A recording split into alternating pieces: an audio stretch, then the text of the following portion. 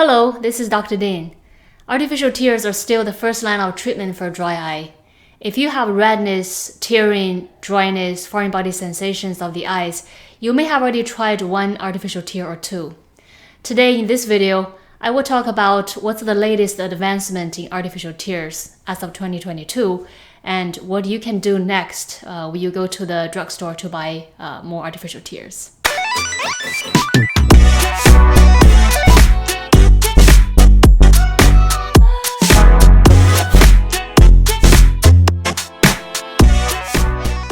There are so many different products out there, it drives one crazy to pick the right one. Let's first discuss how artificial tears evolved to what they are today and what is actually in an artificial tear. Before artificial tears were invented, people could hop into a hot shower to get their eyes wet, but your eyes may stain from the tap water. How about saline eye wash? It does not stain, but it washes off very quickly. So let's make some artificial tears. First, we need to add a viscosity enhancing agent. This is like honey that sticks and does not flush away easily. Of course, no actual honey is used, though I wonder why not. Now the drop spreads and stays on the eye for longer.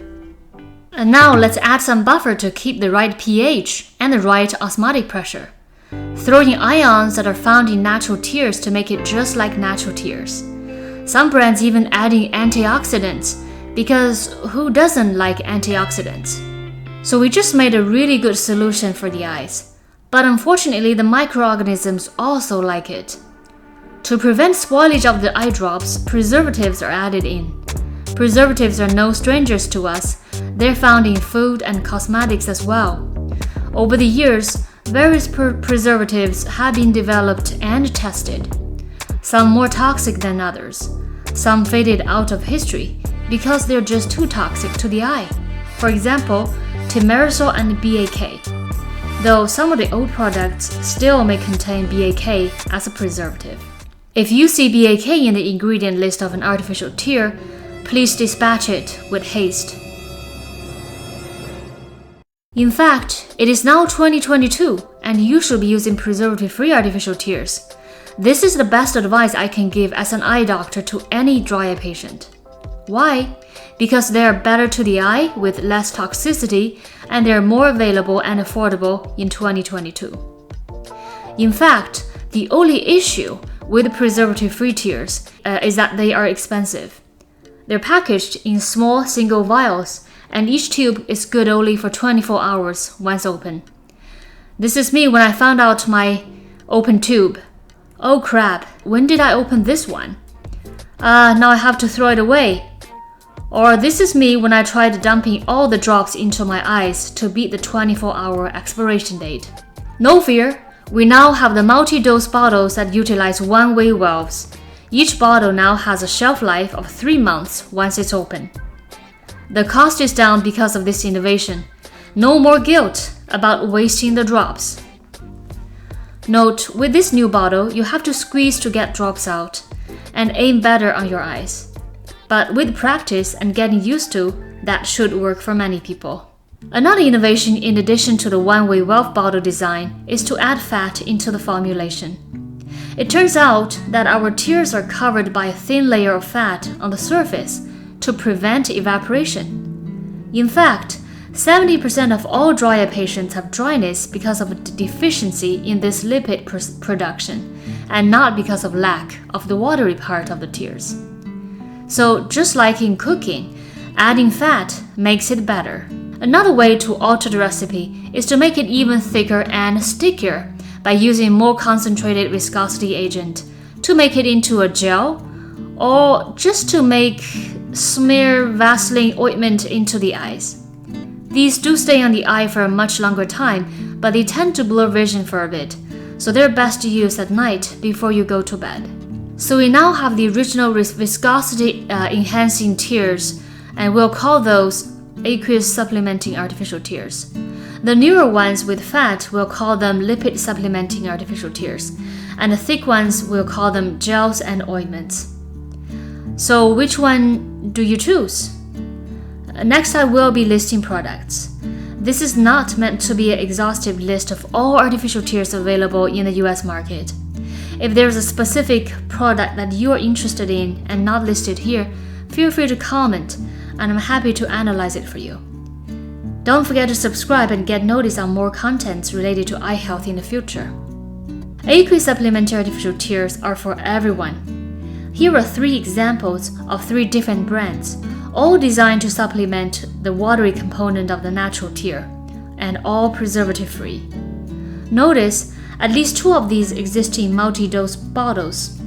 I have also listed their active ingredients, that is, the viscosity-enhancing agents, below each product. Lipid supplementing artificial tears are also for everyone. Several artificial tears add some form of lipid into their formula, such as mineral oil, flaxseed oil, or phospholipid. These tears already have the viscosity-enhancing agents like the tears discussed just now, and they have the added benefit of an additional lipid layer to retain the tears on the eye for longer. Because lipid is not soluble in water, though many products do use nanotechnology to reduce the size of the lipid droplet, some require shaking before use, and some may blur vision for a few minutes more than others. Several example brands are listed here, again, all preservative-free. Gels are for moderate to severe dry eye patients. One common complaint of these patients is that they have to constantly apply drops to their eyes, which is difficult and inconvenient. To that end, these gel types of drops is quite helpful. However, they do blur vision temporarily, so use with a plan or just use before bed. Examples here don't contain preservatives. Lastly, if you need overnight relief for dry eye or just to protect your eyes overnight, an even longer lasting version will be the ointment. These are frequently made from mineral oil and petrolatum, similar to Vaseline, inert and protective. But you can imagine that vision will be quite blurry with this ointment, so they're really only useful at night. Because these do not contain any water, no microbes like to grow there, which makes this ointment preservative-free. Some people are scared of putting drops in their eyes, or they may have stiff necks or shaky hands. Optase has an interesting spray design that can solve this problem. Instead of a drop-in, you can spray a mist of the tear into the eyes. It's preservative-free with a similar multi-dose cap design, but also a pump system to pump out a mist. You can apply it with closed or open eyes. I will discuss another eye drop that's not yet available in the US, but maybe soon. This is called Nova Tears, sold in Australia and under Phase 3 trial in the US. It's an inert amphiphilic liquid, which means it dissolves in lipid as well as in water, pretty much like soap. It contains no water, so it does not spoil and therefore is preservative-free. Available studies compare this agent to saline and found it to work better. But really, I would like to see if it's more helpful than the lipid-containing artificial tear. I highly recommend you to read my post from 2017 previously. It's available for free from our website, where you can actually find more information about dry eye, its treatment, as well as a lot of other eye conditions and diseases. Artificial tears have come a long way. Now there are good and affordable options for all types of dry eye. I hope you find the right one for you. If there's something you would like me to analyze, just let me know in the comment box below.